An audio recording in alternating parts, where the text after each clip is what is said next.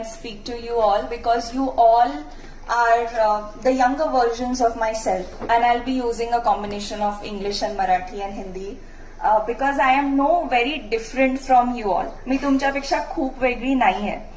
मी पण एक engineering student होते काही वर्षाआधी. I have just finished my engineering in 21 and we are in 2024.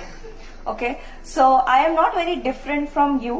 I think the only difference is that I am very aware of my power and responsibility, and you all also might be. And this is just a reminder.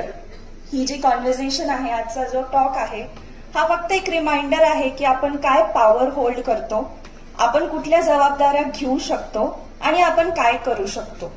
आणि ह्याच्यानेच every woman who feels that she should live her life by her choices, this can be a very good foundation